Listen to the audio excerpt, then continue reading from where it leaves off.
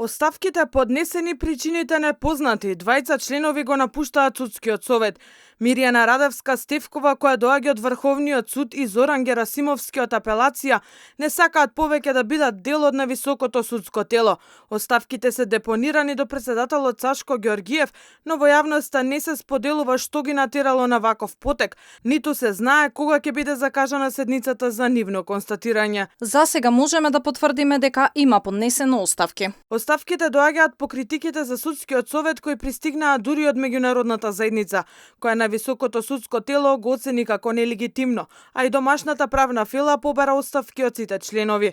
Но само неколку часа пред оставките претседателот Ѓорѓиев и двајца членови ги караа новинарите како требало да се известува за работата на советот, за да наводно се дознае вистината. За лекцијата по новинарство не дозволија камери, а не сакаа ни да дадат изјави за проблемите кои се таложат веќе подолго време.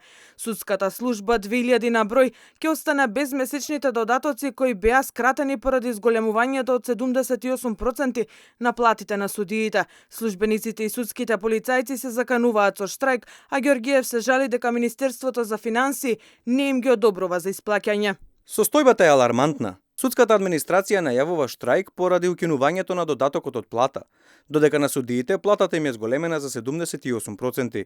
Пари во касата имаат само за плати до октомври, па единственото решение го гледаат во ребалансот на буџетот. На стендбај останува проблемот за психолошките тестови и тестови за интегритет, кој е неопходен пред да се прави изборот на судии или унапредувањето на повисоки позиции. На психолошкиот тест чекаат околу 40 на судии, 30 академци кои годинава завршија на академијата, 8 судии кои треба да преминат во апелација, но и веде председатели.